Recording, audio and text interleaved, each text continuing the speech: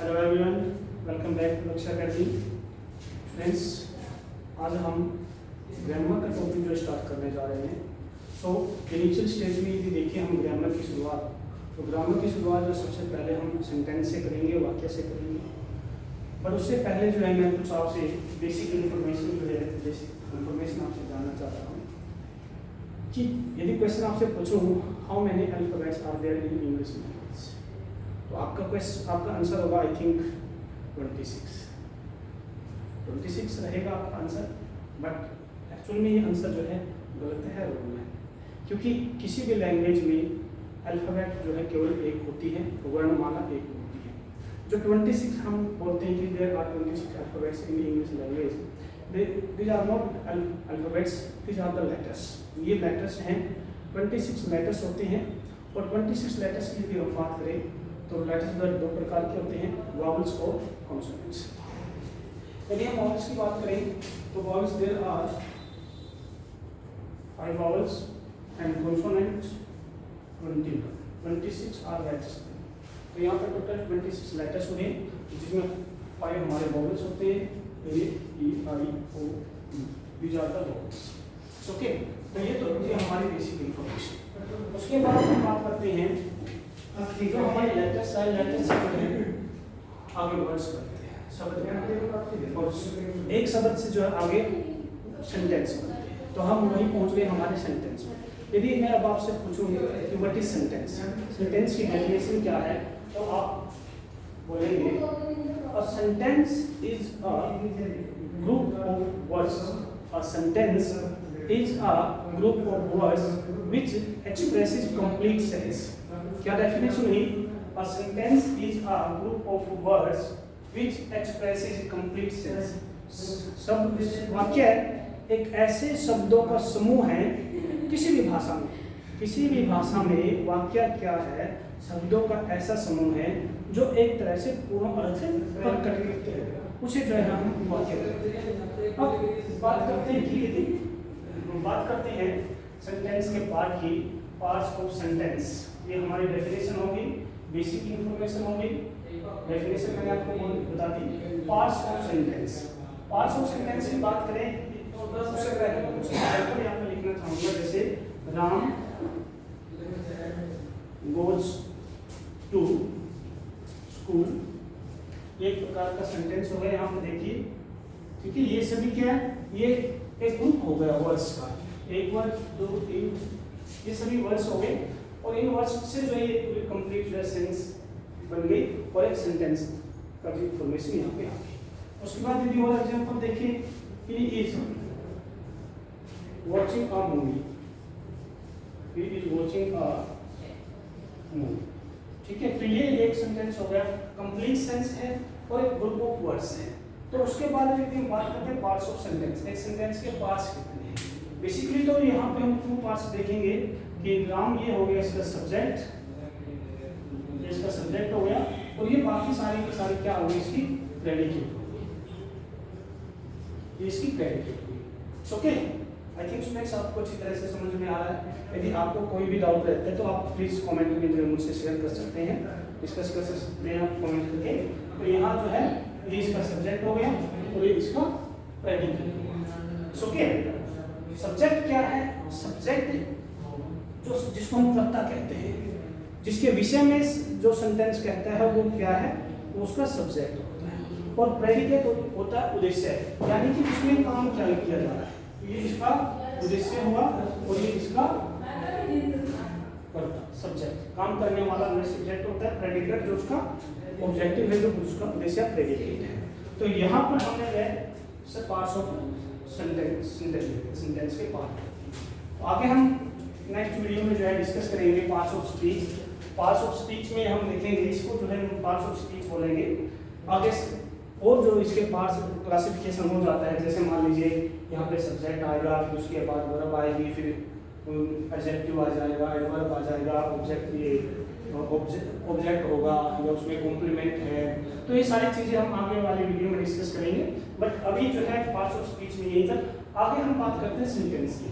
तो यदि सेंटेंस की क्लासिफिकेशन की बात करें, काइंड्स ऑफ सेंटेंस की बात करें, तो सेंटेंस को हम जो है दो बेसिस पे जो है क्लासिफाई कर सकते हैं, basis of the structure and bases of meaning and sense. Structure और के आधार पर, उसके बनावट के आधार पर जो है सेंटेंस जो है तीन तरह के होते हैं। There are three types of sentence basis of structure, बनावट के आधार पर। यानी कि जैसे आप इस तरह इस एग्जांपल से समझ सकते हो कि मान लीजिए हमने एक घर बनाया, ठीक है, तो उस घर की यदि हम बात करें, उसको क्लासिफिकेशन करें तो दो तरह से कर सकते हैं।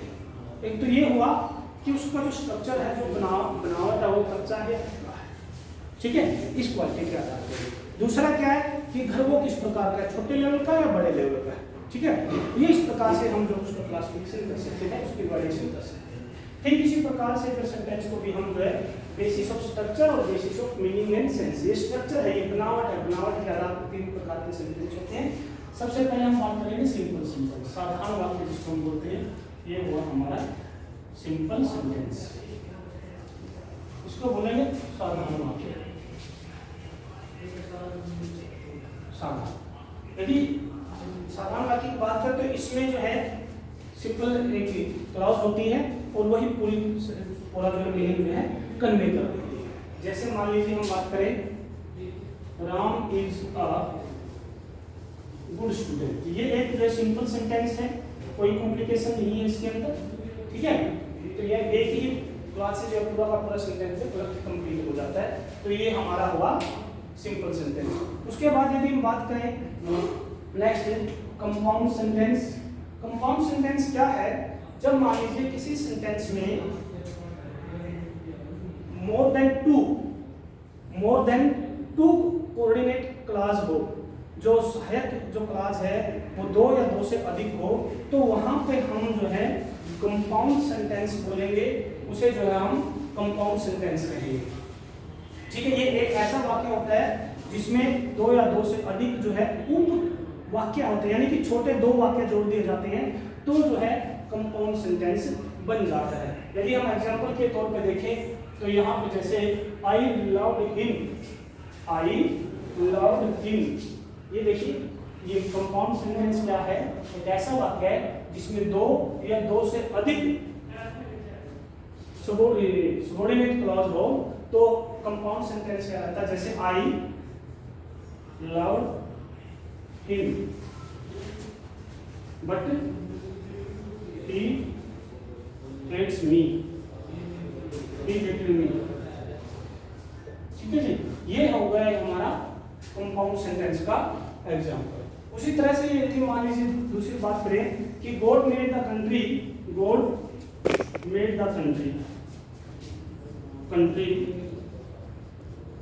And man made the town, okay, and man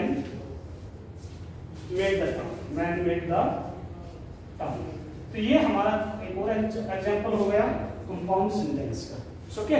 तो यहाँ पे हम देखेंगे कि ये जो है एंड के साथ जो हमने लिंकर्स यूज किया है, जो कनेक्टर यूज किया है, ठीक है, इसके साथ हमने दो अलग अलग क्लॉजेस को जो है जोड़ दिया। अब देखिए कि आई लव्ड हिम, मैंने उससे प्यार किया, बट यहाँ पे इसका कोई सेंस नहीं निकलती।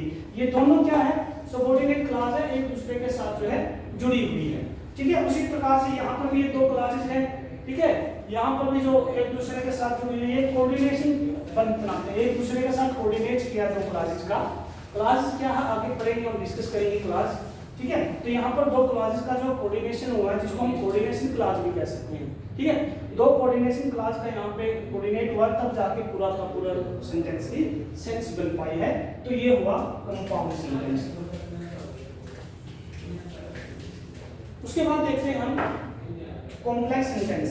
कॉम्प्लेक्स सेंटेंस क्या है, ठीक है। कॉम्प्लेक्स सेंटेंस की बात करें कि एक ऐसा सेंटेंस जिसमें एक तो होती है principal clause. Complex sentence there is a principal clause, one is principal clause and one और मोर देन वन, एक या एक से अधिक होती है इसमें कोऑर्डिनेट क्लॉज या सबऑर्डिनेट क्लॉज, ठीक है। इसमें एक तो हुई प्रिंसिपल क्लॉज हुई, दूसरा क्या है प्लस सबऑर्डिनेट क्लॉज। ये एक हो सकती है, एक से ज्यादा भी हो सकती है, ठीक है। उसे हम बोलते हैं कॉम्प्लेक्स सेंटेंस। एक ऐसा सेंटेंस जिसमें एक या एक से अधिक, एक तो प्रिंसिपल क्लॉज होती है और एक या एक से अधिक जो सबऑर्डिनेट क्लॉज होती है उसे हम ये कॉम्प्लेक्स सेंटेंस बोलते हैं। यदि इसके एग्जांपल की बात करें कि if you play flute, if you play flute, I will sing a song, I will sing a song। तो ये हमारा हो गया कॉम्प्लेक्स सेंटेंस का एग्जांपल। ठीक है, यदि और एग्जांपल की बात करें कि जैसे यहाँ पे देखिए he is a man, he is a man, he is a man whom we all respect, whom we all respect। ठीक है, ये हो गया हमारा कॉम्प्लेक्स सेंटेंस का example. he is a man whom we all respect। तो यहाँ पर he is a man ये हमारी होगी प्रिंसिपल क्लॉज और ये इसकी होगी सबऑर्डिनेट क्लॉज। ये एक या एक से अधिक भी हो सकती है। तो ये थे हमारे sentence on the basis of structure. अब बात करते हैं basis of meaning and sense. Meaning और सेंस के आधार पर जो सेंटेंस को कितने प्रकार से कितने भागों में बांटा जा सकता है। Kinds of sentence on the basis of meaning and sense. यहाँ पर जो है ये 5 प्रकार से जो हम इसको देख सकते हैं। There are 5 types of sentence on the basis of meaning and sense. सबसे पहले हम बात करेंगे असर्टिव सेंटेंस या स्टेटमेंट। असर्टिव सेंटेंस कौन से होते हैं? असर्टिव सेंटेंस में एक प्रकार की स्टेटमेंट होती है और आप देखेंगे जितने भी कंपोजिशन होते हैं, जितने भी लेख लिखे जाते हैं वो मैक्सिमम जो है असर्टिव सेंटेंसेस में लिखे जाते हैं। So we can say that assertive sentences is so most important for us. हमारे लिए बहुत ज़्यादा इंपॉर्टेंट है, इसलिए हमें इनको अच्छी तरह से समझना जरूरी है। तो देखिए स्टेटमेंट क्या है। ठीक है, ये कि कोई स्टेटमेंट हो सकती है, कोई एजर्शन हो सकता है। ठीक है, इसमें क्या होता है, इसमें डायरेक्टली जो है ये सेंटेंस जो सब्जेक्ट से शुरू होते हैं और बाद में जो है फुल स्टॉप लगा दिया जाता है। डायरेक्टली जो है सब्जेक्ट से शुरू होंगे और बाद में जो इनके फुल स्टॉप लगाए जाएंगे। इसमें बिल्कुल साधारण तौर पे जो हम अपनी स्टेटमेंट रख देते हैं वो सारे के सारे जो है एडजेक्टिव सेंटेंस कहलाते हैं या हमारी स्टेटमेंट भी कहलाती है। जैसे मान लीजिए हम यहाँ पे बात करें ही इज टेकिंग टी, तो ये एक तरह से हमारा एडजेक्टिव सेंटेंस हुआ या हमारी स्टेटमेंट हुई। ठीक है, इसमें क्या है, सबसे पहले सब्जेक्ट आएगा, उसके बाद फिर हेल्पिंग वर्ब आ जाएगी, ऑक्सिलरी वर्ब होगी, फिर हमारा मेन वर्ब आ जाएगा, उसके बाद ऑब्जेक्ट होगा। ये जो है स्ट्रक्चर बनता है हमारे एडजेक्टिव सेंटेंस का या स्टेटमेंट का। उसके बाद यदि और एग्जांपल देखें, I did not, I didn't take tea. अब ये देखिए यहाँ पर ये जो है आई डिडंट टेक टी, मैंने चाय नहीं पी, नहीं ली। ठीक है, तो ये नोट में आ गया, ये नेगेटिव आ गया, पॉजिटिव आ गया। तो इस बेस पे देखें तो एडजेक्टिव सेंटेंस में 2 प्रकार के। आगे हम एडजेक्टिव सेंटेंस को यदि क्लासिफिकेशन करें तो एडजेक्टिव सेंटेंस में जो है 2 प्रकार के हुए। फर्स्ट इज पॉजिटिव स्टेटमेंट कह सकते हैं आप, और दूसरा है नेगेटिव स्टेटमेंट।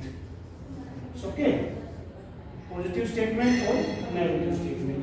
जैसे they are walking, they are walking. ठीक है, और यहां बात करें she does not like tea. Okay, तो ये हो गया हमारा नेगेटिव स्टेटमेंट। तो स्टूडेंट्स आई थिंक आपको ये सारी चीजें अच्छी तरह से समझ पा रहे हो। ओके, यदि फिर भी कोई आपको डाउट है तो प्लीज आप मुझे कमेंट कर दीजिए, कमेंट में जो आप क्वेश्चन पूछ सकते हो। तो ये हमारे हो गए एडजेक्टिव स्टेटमेंट या ओके। आगे देखते हैं, उसके बाद देखते हैं हम इंटरोगेटिव स्टेटमेंट, ये सॉरी इंटरोगेटिव सेंटेंस। दूसरा जो टाइप है basis of meaning and sense, अर्थ के आधार पर या सेंस के आधार पर जो है सेंटेंस जो है दूसरा होता है इंटरोगेटिव। इंटरोगेटिव का मतलब होता है प्रश्नवाचक, प्रश्नवाचक। ठीक है, इसको हम प्रश्नवाचक बोलते हैं, इंटरोगेटिव सेंटेंस।